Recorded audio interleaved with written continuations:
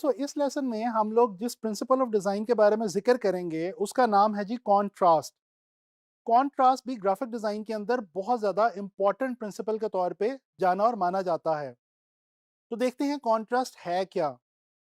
दोस्तों arranging opposite elements together, this is contrast. Basically जब हम ऑपोजिट एलिमेंट्स को एक साथ इकट्ठा करते हैं किसी भी डिजाइन के अंदर तो कॉन्ट्रास्ट पैदा होता है। मिसाल के तौर पे अगर हम किसी लाइट कलर को किसी डार्क कलर के साथ अरेंज कर दें, या किसी लार्ज स्केल की चीज को किसी स्मॉल स्केल की चीज के साथ अरेंज कर दें, और या फिर किसी रफ टेक्सचर को किसी स्मूथ या सिल्की टेक्सचर के साथ अरेंज कर दें, तो होगा क्या कि वहां पे कॉन्ट्रास्ट पैदा हो जाएगा डिजाइन के अंदर। अच्छा दोस्तों, कॉन्ट्रास्ट जो है ये करता क्या है? कॉन्ट्रास्ट विजुअल एलिमेंट्स के दरमियान एक बहुत ही इंटरेस्टिंग रिलेशनशिप पैदा करता है। Contrast can either pull together और it can push away the elements of design. दोस्तों कॉन्ट्रास्ट से जो सबसे ज्यादा हेल्प हमें मिलती है वो ये होती है कि बेसिकली कॉन्ट्रास्ट की मदद से जो देखने वाले की आंख है उसको डिफरेंट एलिमेंट्स के दरमियान फर्क करने का पता चलता है, और वो इजीली डिफरेंशिएट कर सकता है डिफरेंट एलिमेंट्स के दरमियान।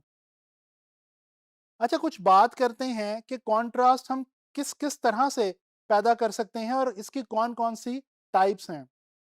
दोस्तों कॉन्ट्रास्ट को हम साइज को वेरी करके पैदा कर सकते हैं। इसी तरह से डिफरेंट शेप्स को हम इकट्ठा अरेंज करके कॉन्ट्रास्ट पैदा कर सकते हैं। हम वैल्यू को चेंज करके, यानी कि टिंट्स और शेड्स को आपस में इकट्ठे अरेंज करके भी कॉन्ट्रास्ट पैदा कर सकते हैं। इसी तरह से वो कलर्स जो कि कलर व्हील के अंदर ऑपोजिट हों, या जिस तरह से लाइट और डार्क कलर की हमने बात की, तो हम इस तरह से कलर्स को डिफरेंट कलर्स को ऑपोजिट कलर्स को अरेंज करके भी कंट्रास्ट पैदा कर सकते हैं। और इसी तरह से हम ऑब्जेक्ट्स को या शेप्स को डिफरेंट डायरेक्शन में या ऑपोजिट डायरेक्शन में प्लेस करके भी कंट्रास्ट पैदा कर सकते हैं। अगर हम नजर दौड़ाते हैं इस विजुअल की तरफ, तो हम ये देख सकते हैं कि सबसे पहले डायग्राम के अंदर डिफरेंट साइज के सर्कल्स को कुछ इस तरह से अरेंज किया गया है कि बड़े साइज के सर्कल्स और छोटे साइज के सर्कल्स की अरेंजमेंट से हमें उनके साइज में डिफरेंशिएट करना आसान हो गया है। इसी तरह से ये अगर आप देखें डिफरेंट शेप्स को जिस तरह से इकट्ठे प्लेस किया गया है, यानी सर्कल के साथ अगर स्टार को हम प्लेस करें तो फिर हमें सर्कल और स्टार दोनों की शेप के अलग अलग होने का पता चलता है। तो इस तरह से भी कॉन्ट्रास्ट पैदा हो रहा है। इसी तरह से आप देख सकते हैं कि कुछ ऐसे सर्कल्स आपस में इकट्ठे प्लेस किए गए हैं जिनमें से कुछ लाइटर टोन वाले हैं और कुछ डार्कर टोन वाले हैं। तो यहाँ पे वैल्यू की मदद से कॉन्ट्रास्ट पैदा किया जा रहा है।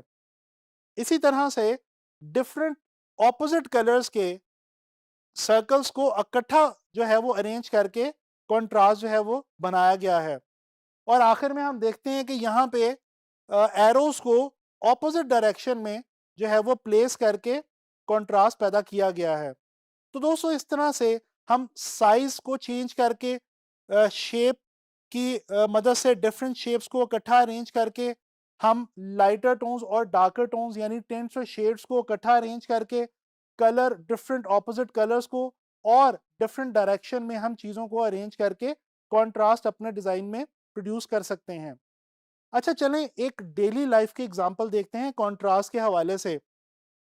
दोस्तों मेन ड्रेसिंग के अंदर, जेंट्स की ड्रेसिंग के अंदर जब हम सूटिंग करते हैं तो ब्लू कलर के कोट या शर्ट के साथ ऑफ वाइट या ऑकर कलर की या किसी भी लाइट कलर की पैंट या ट्राउजर को पहनना हम बहुत पसंद करते हैं। बेसिकली हम एक ऐसा ड्रेस कॉम्बिनेशन चूज कर रहे हैं अपने लिए जिसमें कॉन्ट्रास्ट मौजूद है। तो इस तरह से देखने वाले को हमारा जो कलर्स हैं हमारे ड्रेसिंग के वो बहुत ज़्यादा अपील करते हैं। इसी तरह से फीमेल्स की ड्रेसिंग में भी अगर हम देखें तो सेम प्रिंसिपल इसी तरह से अप्लाई होता है। तो आपने देखा कि हमारी डेली लाइफ में भी कॉन्ट्रास्ट जो है वो बहुत ज़्यादा अहमियत रखता है। अच्छा दोस्तों, ग्राफिक डिज़ाइन की स्पेसिफिकली अगर बात करें तो ग्राफिक डिज़ाइन में डिफरेंट जो हम चीज़ें बनाते हैं, डिफरेंट आइटम्स प्रोड्यूस करते हैं डिज़ाइन के हवाले से, जैसे कि लोगो, वेबसाइट, पोस्टर, ब्रोशर, इन तमाम चीज़ों के अंदर कंट्रास्ट को बहुत ही ज़्यादा अहमियत हासिल है। आप लोग स्क्रीन के ऊपर इस वक्त देख सकते हैं एक लोगो। ये एक बहुत ही मशहूर ज़माना कंपनी का लोगो है और इसके अंदर आप देख सकते हैं कि ऑपोजिट कलर्स को कुछ इस तरह से कंबाइन किया गया है कि ये कलर के बेस पे बहुत ही खूबसूरत कंट्रास्ट ऐड कर रहा है इस लोगो के अंदर। और यही इस लोगो की खासियत भी है डिज़ाइन के पॉइंट ऑफ व्यू से। इसी तरह से अगर हम डिजिटल इलस्ट्रेशन को देखें, तो हम देख सकते हैं कि डिफरेंट कलर्स को, ऑपोजिट कलर्स को आपस में, लाइट और डार्क्स को आपस में कुछ इस तरह से कंबाइन किया गया है कि जो इलस्ट्रेशन है उसकी फेस वैल्यू बहुत ज़्यादा बढ़ गई है और देखने में ये बहुत ज़्यादा इंटरेस्टिंग लगने लग गई है। इसी तरह से अगर हम इस पोस्टर को देखें, तो हमें पता ये चलता है कि ना सिर्फ यहाँ पे टेक्स्ट के साइज को, स्केल को डिफर करके और डिफरेंट स्केल के टेक्स्ट को आपस में अरेंज करके यहाँ पे कंट्रास्ट बनाया गया है, बल्कि इसके अलावा ब्लैक और वाइट जो हमें पियानो की कीज के अंदर नजर आ रहे हैं, वो भी एक बहुत ही खूबसूरत कंट्रास्ट जो है वो पैदा कर रहा है।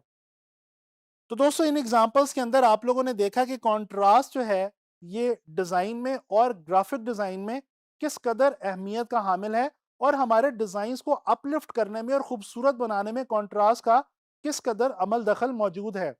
मैं उम्मीद करता हूं कि आप लोगों को ये लेसन पसंद आया होगा। अब आप लोगों ने जब भी कभी डिज़ाइंस देखने हैं तो आपने वहां पे कंट्रास्ट को लाजमी तलाश करना है। और जब आप अपने डिज़ाइंस बनाएं तो कोशिश करें कि ऑपोजिट एलिमेंट्स को इस तरह से क्रिएट करें कि वो बहुत खूबसूरत कंट्रास्ट पैदा करें आपके विजुअल्स के अंदर। इंशाल्लाह ताला नेक्स्ट लेसन में मुलाकात होगी किसी नए प्रिंसिपल ऑफ डिज़ाइन के साथ।